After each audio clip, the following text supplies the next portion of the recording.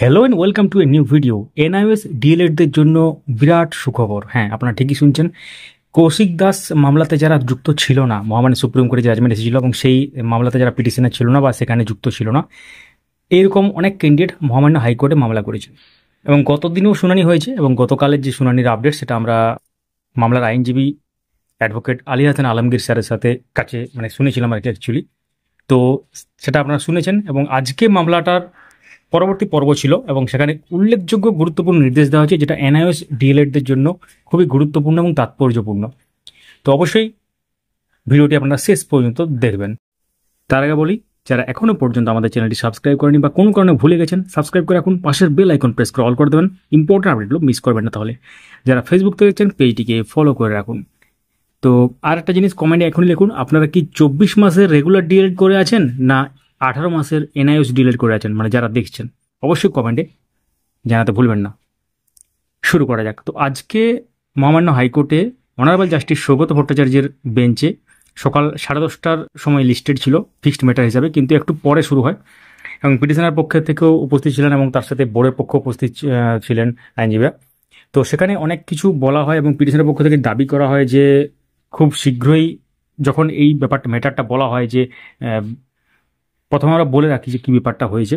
Order কপিটা এলে কিন্তু আমরা আবার শেয়ার করবো আপনার সামনে আমাদের টেলিগ্রাম চ্যানেলে। আপডেট মাস্টার 4 লিখে সার্চ করুন, টেলিগ্রামে পেয়ে যাবেন, অথবা ডিসক্রিপশনে লিঙ্ক দেওয়া আছে। তো এক্ষেত্রে পিটিশনের পক্ষ থেকে বলা হয় যে ডকুমেন্ট ভেরিফিকেশন খুব তাড়াতাড়ি এক্ষেত্রে অ্যারেঞ্জ করা হবে। ডকুমেন্ট ভেরিফিকেশন যেহেতু অলরেডি একটা প্রসেস চলছে, আপনারা জানেন কৌশিক দাস মামলাতে যারা যুক্ত ছিল এবং অ্যাপিলেন্টদের সেক্ষেত্রে মহামান্য সুপ্রিম কোর্টের পক্ষ থেকে সেখানে বলা হয়েছিল যে অ্যাপিলেন্টদের ডকুমেন্ট ভেরিফিকেশন বা রেসপন্ডিং অথরিটিকে দায়িত্ব দেওয়া হয়েছিল বা নির্দেশ দেওয়া হয়েছিল এক প্রকার। তো সেই নির্দেশ অনুসারেই গত 9 জুন থেকে আগামী 18 জুন পর্যন্ত কিন্তু এই প্রসেসটা চলছে। এটা কিন্তু একটা প্রসেস এবং এই প্রসেসে যখন এই প্রসেসটা শুরু হয় তখন অনেক এনআইএস ডিএলএড ক্যান্ডিডেট আছেন যারা কিন্তু ওই কেসের পার্টি ছিলেন না বা ওই কেসের সাথে যুক্ত ছিলেন না কৌশিক দাস মামলাতে, কিন্তু তারা কিন্তু ডেপ্রাইভড বলে মনে করেছিলেন, তারা এই ব্যাপারটা থেকে বঞ্চিত বলে মনে করেছিলেন।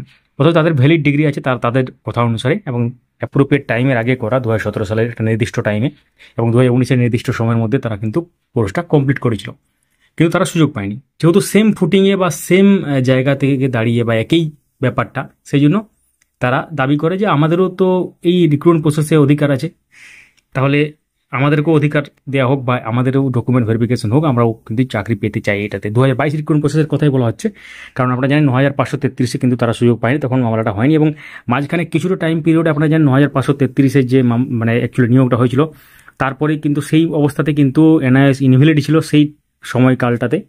তখন কিন্তু তারা সেটা যেহেতু পেরিয়ে গেছে, সেটাতে কোনো ব্যাপার নেই। এখন প্রায় ধরুন 9533 প্রায় 2000 সিট বাকি আছে এবং সেই 2000 সিটে আপনারা জানেন যে একটা ভেরিফিকেশন প্রসেস চলছে এবং সেই সিটের জন্যই কিন্তু এই আজকের যে জাজমেন্ট হয়েছে সেটা কিন্তু রিমেনিং যে ভ্যাকেন্সি আছে সেই ক্ষেত্রেও তাদেরকে একটা কম্পারেটিভ মেরিট লিস্ট বলতে পারেন বা একটা আলাদা মেরিট লিস্ট যদি সহজ ভাষায় বলা যায়, সেটা কিন্তু বের হওয়ার সম্ভাবনা রয়েছে এবং তাদের ডকুমেন্ট ভেরিফিকেশন হবে। সেটা কবে কি হবে সেটা বোর্ড জানাবে এবং এই মামলাটি আজকে যেটা তাদেরকে সুযোগ দেওয়ার জন্য বলা হয়েছে এবং এক্ষেত্রে পিটিশনের পক্ষের আইনজীবীরা বলেছিলেন যে সবার জন্য এটা করাও, কিন্তু এক্ষেত্রে অনলি ফর পিটিশনার হয়েছে বলে যেটা শোনা যাচ্ছে আজকের যে, অর্থাৎ এই যে মামলার সঙ্গে যুক্ত, যেটা স্ক্রিনে এখন দেখতে পাচ্ছেন 6695/2024, অর্থাৎ এক্ষেত্রে আজকের 13 জুন কিন্তু এটা ছিল এবং এই মামলার সাথে যারা জড়িত ছিলেন বা যুক্ত ছিলেন, এই অর্ডারটা কিন্তু তাদের জন্যই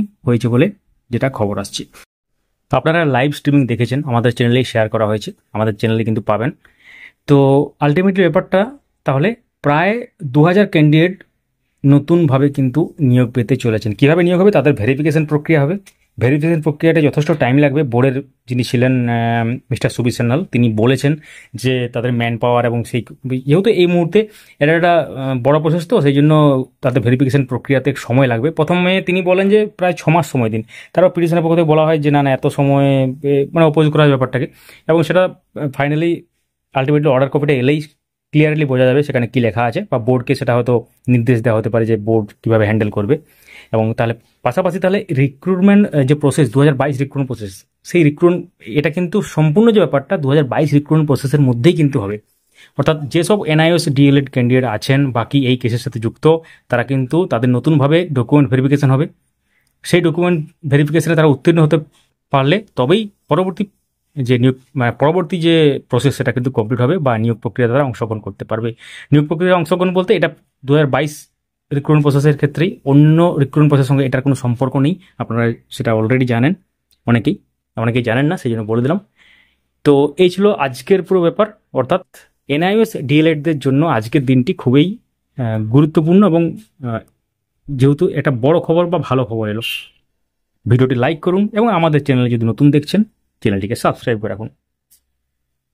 please subscribe to this channel for further updates. Thank you so much for watching.